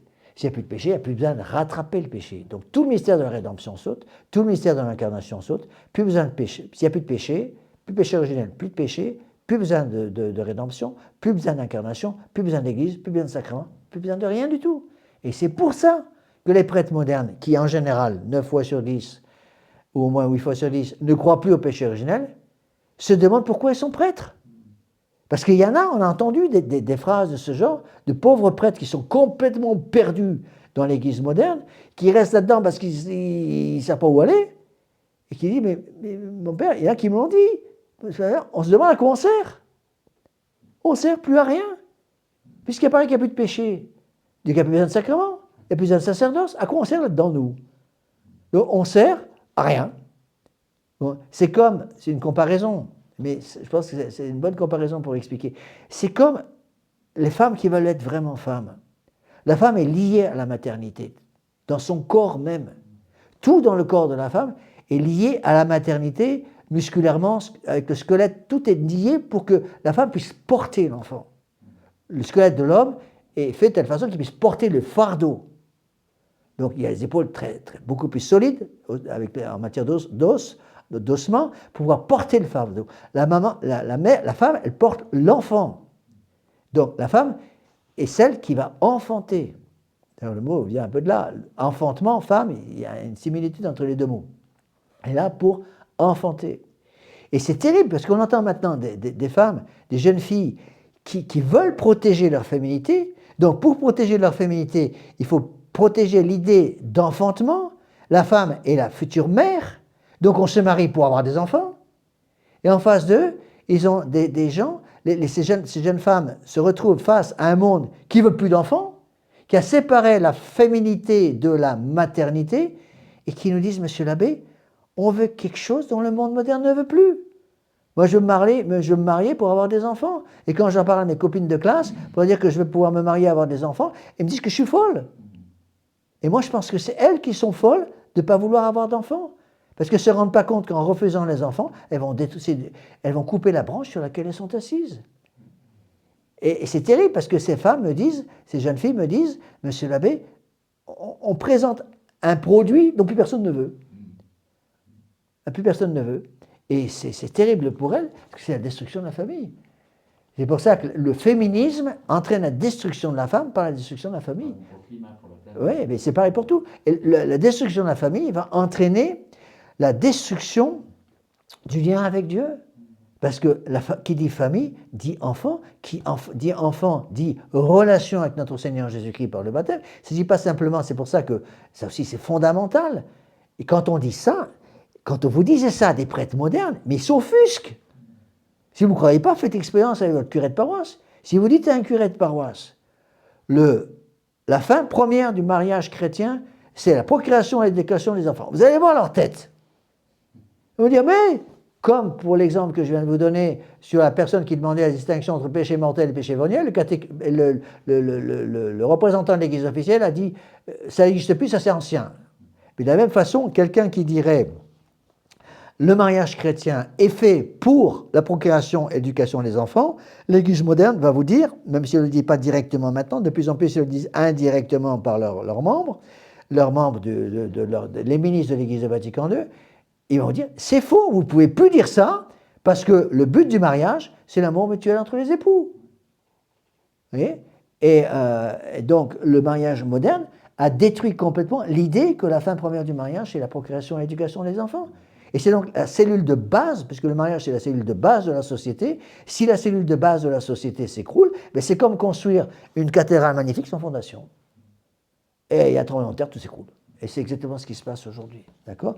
Donc vous voyez, il faut faire attention donc, à ces 4 exemples donnés par le pape Pie XI, révélation, foi, immortalité, péché originel. Et donc, conclusion, le pape va conclure, la croix du Christ, encore que son nom seul soit déjà devenu pour beaucoup une folie et un scandale, c'est le scandale de la croix, demeure pour le croyant le signe sanctifié de la rédemption, l'emblème de la force et de la grandeur morale. Pourquoi croyez-vous qu'ils ont supprimé la messe ?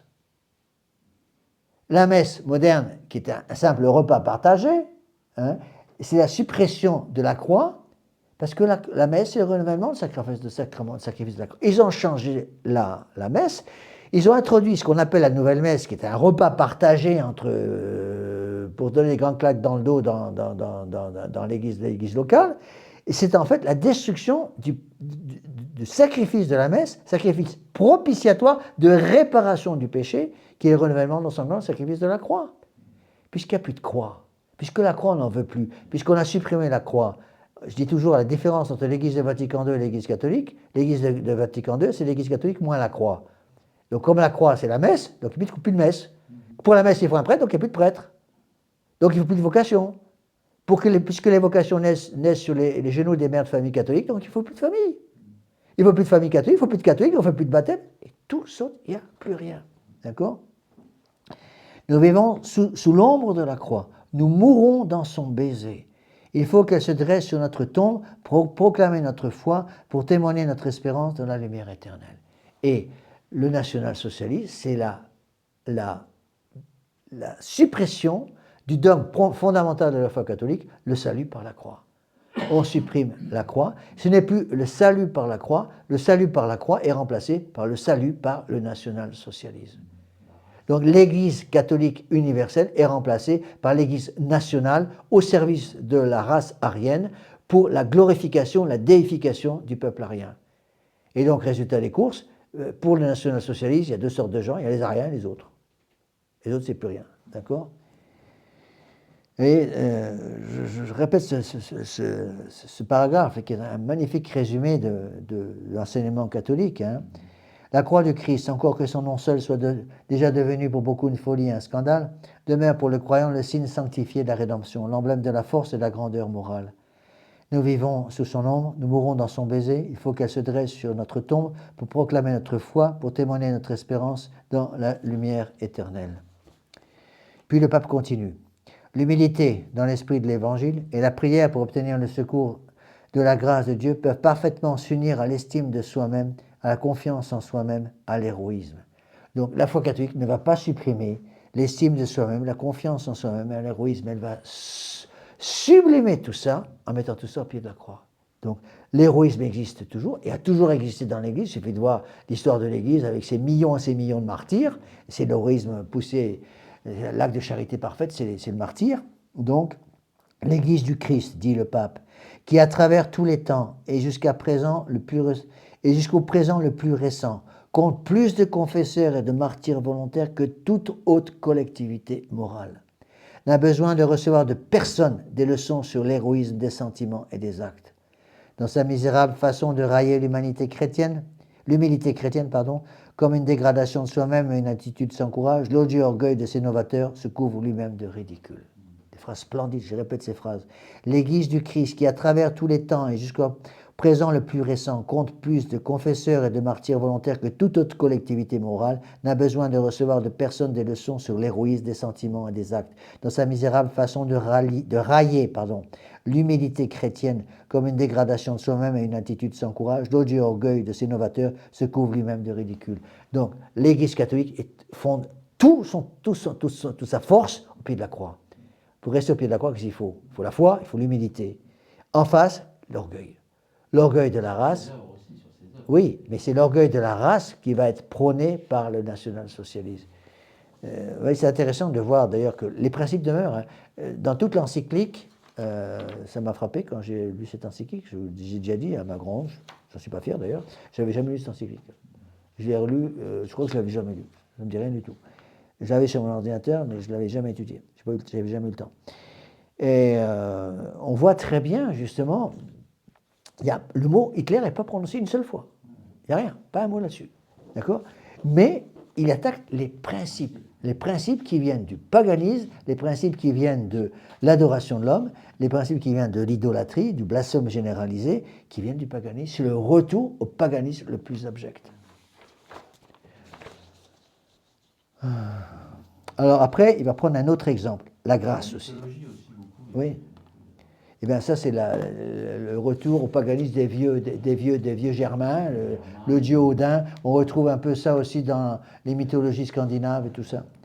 Autre exemple, donc il a donné l'exemple de mot révélation, la foi, l'immortalité, le péché originel, puis la grâce. On peut appeler grâce, dans un sens impropre, tout don du Créateur à la créature. Toutefois, la grâce au sens propre et chrétien du mot comprend les témoignages surnaturels de l'amour de Dieu, la faveur et l'action de Dieu par lesquels il élève l'homme. Bon, la grâce est un don de Dieu qui nous élève en quelque sorte, qui nous fait passer d'un niveau naturel à un niveau surnaturel. C'est pour ça que la grâce, attention, ne pas oublier, la grâce est surnaturelle. Bien s'appuyer sur les termes. Parce que j'ai remarqué, surtout avec les non-catholiques ou des gens qui nous contactent et qui n'ont pas eu d'enseignement traditionnel, ils mélangent tout.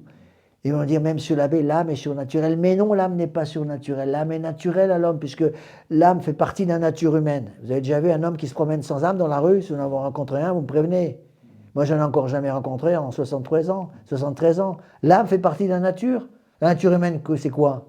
C'est l'union d'un corps et d'une âme. Donc le corps est naturel à l'homme, l'âme est naturelle à l'homme. L'âme, c'est quoi? Substance spirituelle douée d'intelligence et de volonté capable de connaître Dieu. C'est naturel. Par contre, la grâce se surajoute. Par la grâce, on passe du domaine naturel à un domaine surnaturel. La grâce est surnaturelle, pas l'âme. Et donc, de prétendre que la grâce est naturelle, ça c'est Vatican II, ça c'est surtout non, c'était pas Jean-Paul II, c'était Benoît XVI qui avait dit ça, que la grâce est naturelle à l'homme, c'est la grande idée de Vatican II, la grâce est naturelle à l'homme. Donc de même qu'un homme ne peut pas se promener sans âme, sans être mort, de la même façon, si la grâce est naturelle à l'homme, l'homme ne peut pas perdre la grâce. Or, la grâce est nécessaire au salut, puisque tous les hommes ont la grâce, puisque la grâce est nécessaire au salut, tous les hommes sont sauvés. Alléluia. Bon. Alors, je reprends le texte. On peut appeler grâce, dans un sens impropre, tout don du Créateur à la créature.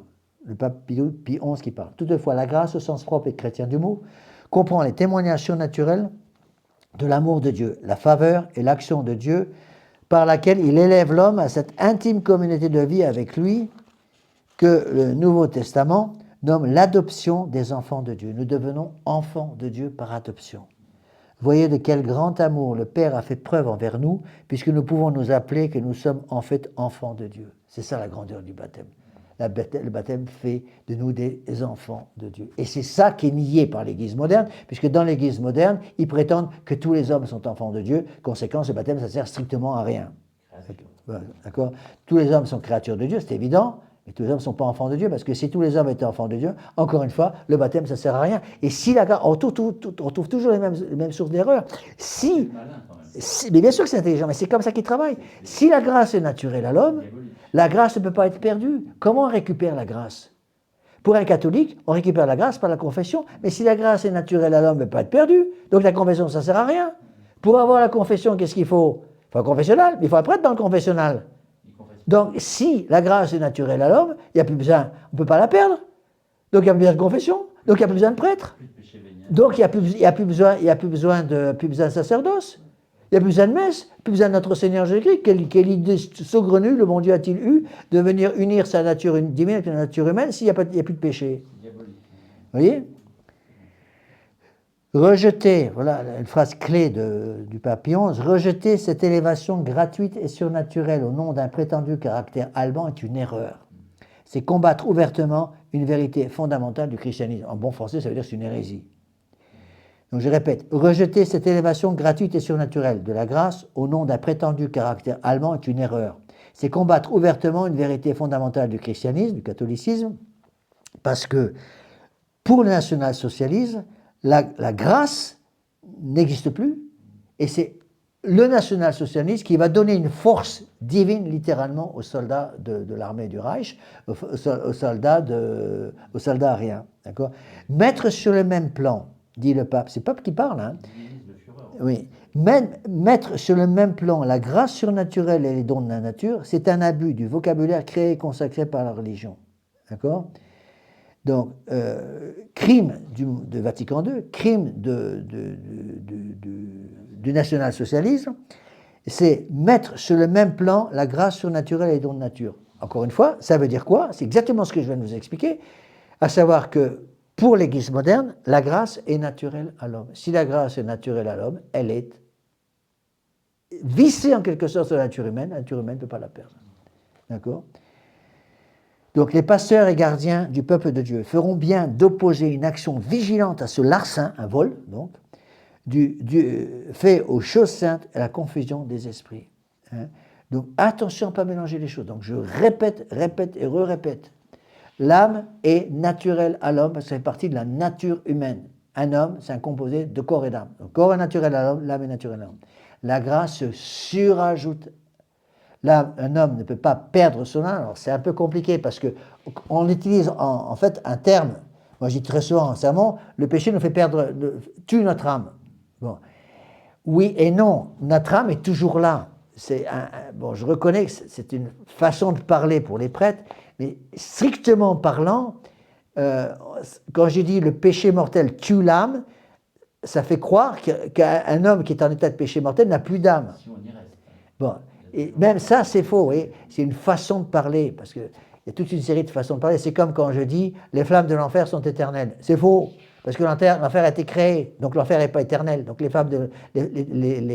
feu de l'enfer n'est pas éternel, mais immortel. Bon. C'est l'éternité, comme disaient les anciens. C'est-à-dire, on ne peut pas dire que c'est une façon de parler. Quand on parle de l'éternité des peines de l'enfer, c'est une façon de parler. C'est pareil pour ces choses-là, d'accord? Faire attention à ce qu'on dit, d'accord? Donc, avoir les idées claires.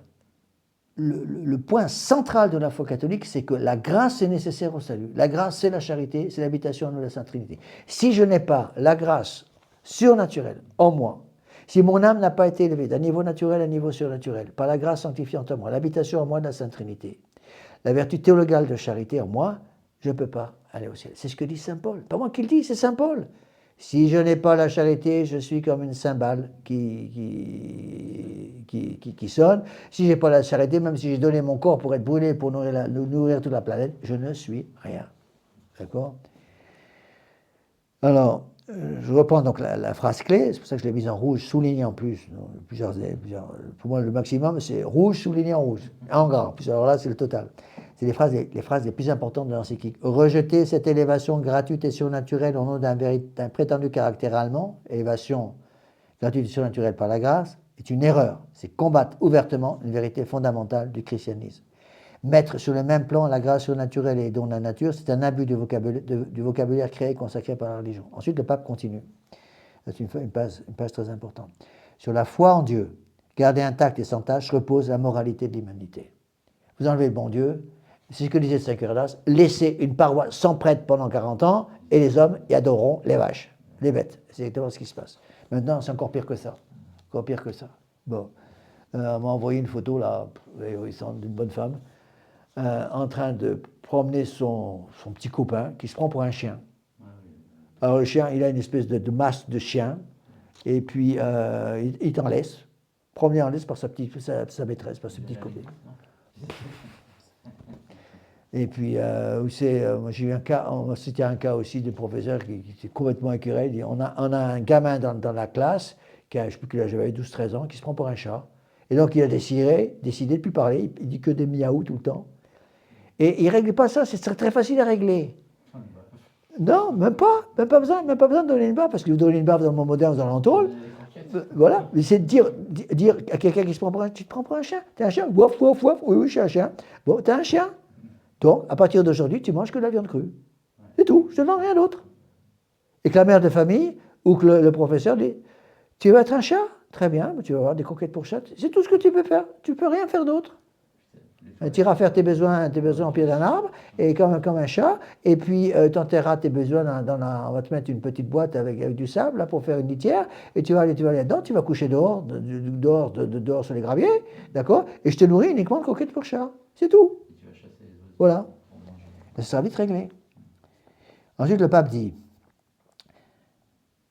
donc, il rappelle, sur la foi en Dieu, gardée intacte et sans tache, sur la grâce sanctifiante, repose la moralité de toute l'humanité. Toutes les tentatives pour ôter à la morale et à l'ordre moral le fondement solide comme le roc de la foi, et pour les établir sur le sable mouvant des règles humaines, conduisent tôt ou tard individus et sociétés à la ruine morale. Il adapte ça, il s'adresse au national-socialisme, puisque c'est la condamnation du national-socialisme. En fait, c'est valable pour tout le monde, d'accord? Donc, quand on ôte Dieu, on coupe la morale, l'ordre moral du fondement solide comme le roc qui est notre Seigneur Jésus-Christ, eh bien, on coupe la maison.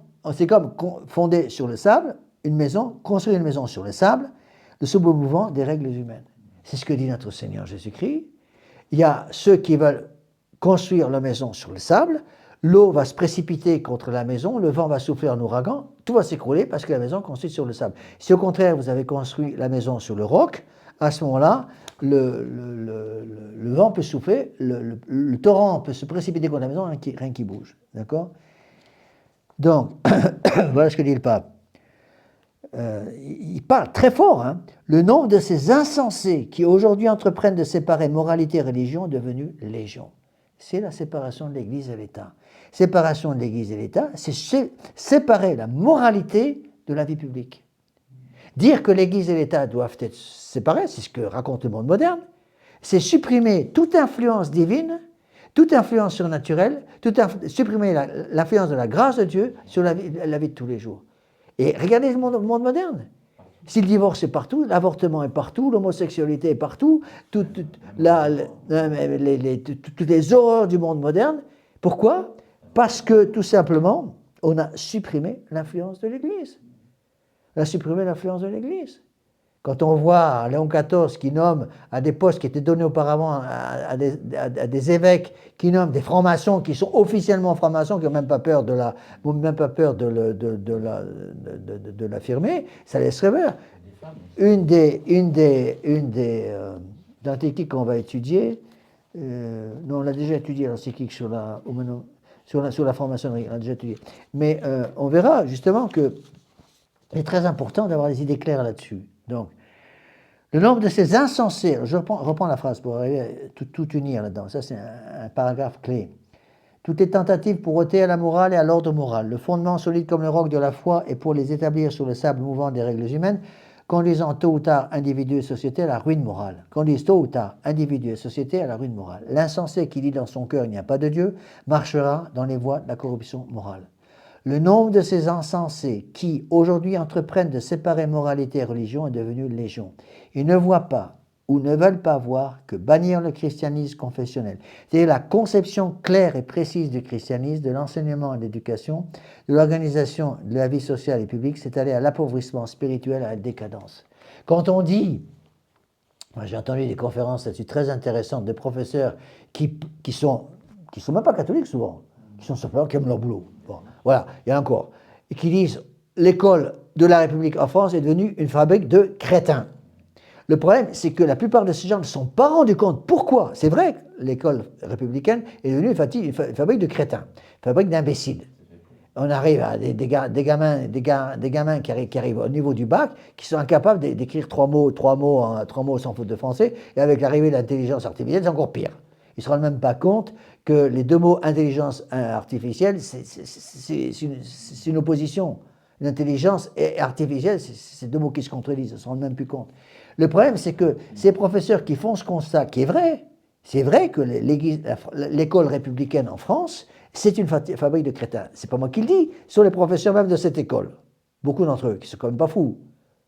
Bon, eh bien, le problème, c'est qu'ils ne se rendent pas compte. Pourquoi l'école est devenue une fabrique de crétins? Ils vont vous dire, l'école, c'est vrai, républicaine est devenue une fabrique de crétins, parce que vous comprenez, les enfants ne travaillent plus à la maison parce qu'ils font tout faire par l'intelligence artificielle. Parce qu'ils sont toujours fourrés au portable, ils sont toujours l'oreille contre le téléphone portable, ils sont dans les ordinateurs à longueur de journée, ils ne pensent plus, ils ne réfléchissent plus. Tout ça, c'est vrai, mais ça, c'est des conséquences. Il faut monter, il n'y a pas d'effet sans cause, il faut monter aux causes, quelle est la cause principale? Et c'est là le problème, c'est que la plupart de ces professeurs qui font un constat réel, c'est vrai que l'école républicaine est devenue une fabrique de crétins, tout le monde est d'accord, je pense, à peu près tous près. Même ceux qui le nient, je pense qu'ils sont d'accord au fond d'eux-mêmes, les professeurs au moins qui se rendent bien compte. Le problème, c'est qu'ils ne veulent pas remonter à la cause. La cause, c'est quoi? C'est qu'on a mis quelqu'un dehors. Et ce quelqu'un qui a été mis dehors du système éducatif, c'est le bon Dieu. On a mis le bon Dieu dehors, et comme la nature a horreur du vide, si le bon Dieu s'en va, parce que le bon Dieu, malheureusement, il obéit dans ce cas-là, si vous ouvrez la fenêtre ou la porte de votre maison, vous dites au bon Dieu, s'il vous plaît, partez quitter ma maison parce que vous me gênez, j'ai des choses très importantes à faire maintenant, vous êtes au milieu dans mes pattes, là, vous me gênez un peu, vous ne pouvez pas partir, j'irai vous rechercher, je vous sifflerai, hein. Et quand je siffle deux coups devant la maison, ça veut dire que vous pouvez revenir. Et vous pouvez partir. Le bon Dieu l'obéit, hein. Tu veux que je parte? Très bien, je m'en vais. Le problème, c'est qu'il n'est pas obligé de revenir. Et donc, le bon Dieu part, ça fait un appel d'air. Et c'est mathématique, vous ouvrez la fenêtre, vous ouvrez la porte, le bon Dieu quitte la maison, ça fait un appel d'air, il y a un vide, la nature a horreur du vide, un autre Dieu vient prendre la place. Cet autre Dieu qui vient prendre la place, c'est le démon. Et tout ce qui se voit actuellement, et c'est ça le drame pour moi du monde moderne, c'est que beaucoup de gens qui réfléchissent encore un petit peu, se rendent bien compte qu'il y a un problème énorme, quelque chose qui ne va pas, mais ils ne sont pas capables de remonter à la cause. Ils ne voient pas que la cause, c'est, malheureusement, la cause, c'est le refus de Dieu. On a mis de bon Dieu dehors. Alors, il y a un deuxième problème qui va se poser, qui est un problème secondaire. Donc, ils n'ont pas compris que quand on met le bon Dieu dehors, ça fait un appel d'air, le vide se crée et le démon vient remplacer le bon Dieu. Mais il y a un deuxième problème, c'est qu'il y a beaucoup de gens, moi j'ai remarqué ça c'est un drame, ils se rendent bien compte qu'effectivement, on a mis le bon Dieu dehors. Le problème, c'est que spontanément, pour essayer de retrouver ce contact avec Dieu qu'ils ont perdu, ils vont aller voir l'église moderne. Ils vont aller au curé du village, ils vont dire, ben voilà, j'aimerais demander le baptême, voilà, je ne me suis pas confessé depuis 40 ou 50 ans, est-ce que vous pourriez m'aider? Et malheureusement, ils vont se faire rouler dans une église moderne. C'est ça le drame. Ben, ça me fend le cœur quand j'entends parler, par exemple... Oui, c'est bien que le bon Dieu donne les grâces, mais la grâce n'est toute pas la nature. Et ça me fend le cœur de voir parfois des hommes connus, des acteurs ou des grands de ce monde, parfois ça arrive, qui se convertissent à la foi catholique. Ah, c'est magnifique, Candace Owen s'est converti avec Deo Gracias. C'est magnifique, le Premier ministre, le vice-président américain est catholique. Très bien. À quelle église catholique appartient-il? L'église catholique, une sainte catholique et apostolique fondée par notre Seigneur Jésus-Christ il y a 2000 ans, ou l'église de Vatican II? C'est ça le dommage. Alors, j'ai cru comprendre que Candace Owen, plus ou moins traditionnelle, je dis bien plus ou moins parce qu'elle a participé au pèlerinage de Chartres. Mais le problème, c'est qu'elle a participé au pèlerinage de Chartres, je pense, avec la fraternité Saint-Pierre. Ou la fraternité Saint-Pédis, mais je crois que c'est la fraternité Saint-Pierre. Je crois, à vérifier. Il y a des internautes qui veulent me dire, je pense à la fraternité Saint-Pierre. Et donc, c'est une fraternité dans l'église de Vatican II. La fraternité Saint-Pédis, c'est pareil. voyez, donc, moi, je me retrouve, c'est une chose extrêmement compliquée pour nous, parce que quand j'ai des gens qui me... J'en ai encore eu un coup de téléphone aujourd'hui, encore cet après-midi, de ce genre, des gens qui me disent, monsieur l'abbé, je ne suis pas baptisé, je me rends compte qu'il me manque quelque chose, est-ce que vous pouvez m'aider? Alors, monsieur l'abbé, je me rends compte que l'Église catholique, c'est la véritable Église, donc qu'est-ce que je dois faire? Donc j'ai commencé à aller voir le curé. Sauf qu'il peut! Là, les choses de voir le curé, c'est comme vous allez voir le démon aujourd'hui, parce qu'il va y avoir quelqu'un qui va vous détruire la foi. J'ai une dame qui m'a téléphoné il n'y a pas longtemps comme ça. Monsieur l'abbé, je me rends compte que j'ai besoin de reformer mon intelligence. Alors je suis allé suivre les cours de théologie avec la Catho à Paris. Sauf qu'il peut, vous allez avoir une formation protestante, vous n'allez pas avoir une formation catholique. Et donc il faut expliquer aux gens qu'effectivement l'Église catholique, c'est la véritable Église, premier point. Deuxième point, attention, il y a deux Églises. Il y a l'Église catholique et il y a l'Église de Vatican II. Et quand vous dites que vous pensez que l'Église catholique, c'est l'Église de Vatican II, c'est pas la même. C'est pour ça que, si en plus vous dites aux gens, bon écoutez, il faut l'Église catholique pour retrouver le bon Dieu, alors la fraternité Saint-Pédis, c'est l'Église catholique. Ah bon? Oui, ça fait partie de l'Église catholique. Et le curé du village, oui, c'est aussi l'Église catholique. Mais les gens ne comprennent plus rien. Mais attendez, la fraternité Saint-Pédis enseigne quelque chose, le curé du village enseigne le contraire de ce qu'a enseigné la fraternité Saint-Pédis, et vous me dites que les deux sont catholiques. Ça pue, ça. Et donc, il faut expliquer, comme point de départ maintenant, de plus en plus, à ces gens qui connaissent rien, mais qui sont pleins de bonne volonté, attention, il y a deux églises. L'église, une sainte catholique et apostolique fondée par notre Seigneur Jésus-Christ, qui est divine, hors de laquelle il n'y a pas de salut, et l'église de Vatican II. Tout. C'est pas évident du tout à expliquer ça aux gens. Alors, je vais finir ce paragraphe-là, parce qu'on est presque au bout, là. 5 minutes, vous êtes libre. D'accord? Je répète ces phrases qui sont absolument fondamentales. Le nombre de ces insensés qui aujourd'hui entreprennent de séparer moralité et religion est devenu légion. Ce qui veut dire, je répète, que ce soit bien clair, le nombre de ces insensés qui prétendent qu'il faut séparer l'Église de la politique est devenu légion. Parce que quand il dit qu'il faut séparer moralité et religion, ça veut dire qu'il faut séparer aussi la religion de l'État, évidemment. Donc c'est la séparation entre l'Église et l'État. C'est pour cela que le pape Pie IX a condamné de façon infaillible ceux qui prétendent qu'il fallait séparer l'Église et la religion. Rappelez-vous, la grande encyclique Cantate Cura, 1864, la grande encyclique le Syllabus, qui condamne justement, qui condamne la liberté de conscience. La liberté de conscience, c'est la séparation de l'Église et de l'État, c'est ça? La liberté de conscience qui dit bien que la liberté de conscience, c'est une liberté de perdition et d'insanité. Ça date non pas d'hier, ça date pas de Vatican II, c'est une vieille histoire, ça remonte à la création de l'homme. Hein, c'est un des 4 mensonges du démon. Rappelez-vous, encore une fois, on revient toujours à la même chose.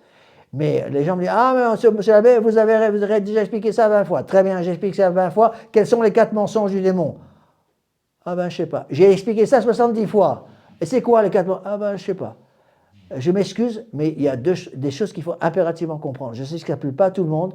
La clé de l'enseignement, c'est la répétition. Deuxième clé d'enseignement, quand les gens, des jeunes prêtres me posent la question, des gens, vous savez comment on enseigne le catéchisme? Répétition et exemple.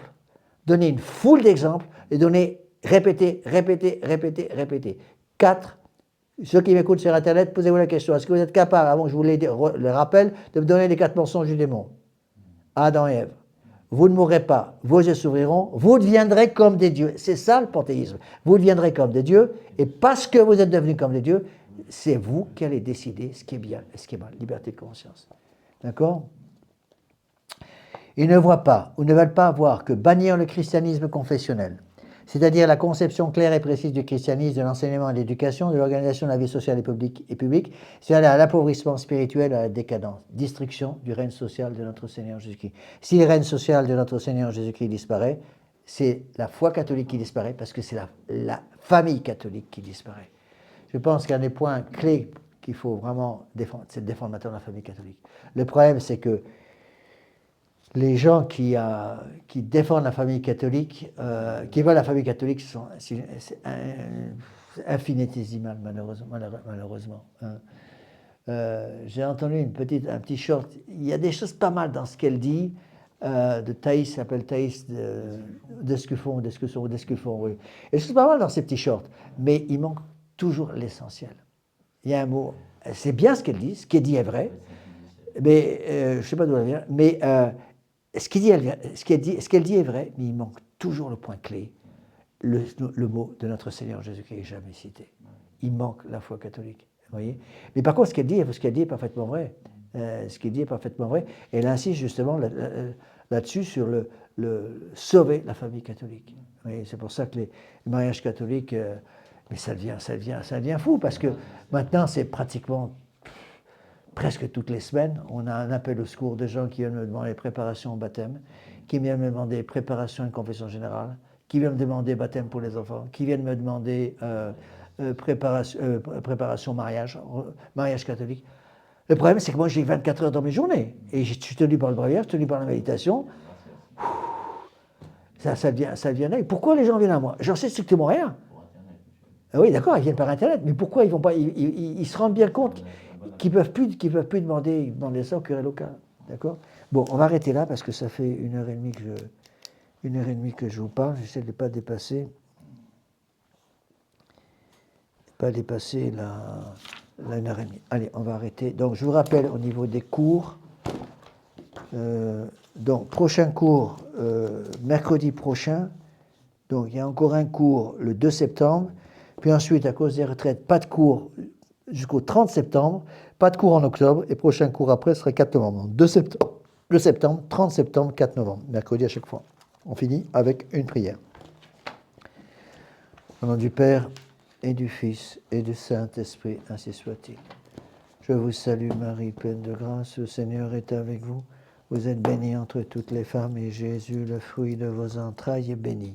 Sainte Marie, Mère de Dieu, priez pour nous pauvres pécheurs, maintenant et à l'heure de notre mort, ainsi soit. Nos saints anges gardiens, Veillez sur Saint Pédis, Saint Joseph, Saint Thomas d'Aquin, au nom du Père et du Fils et du Saint-Esprit, ainsi soit-il.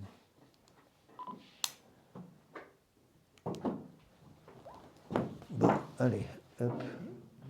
Ah oui, c'est pas évident, il n'y a pas beaucoup de place là.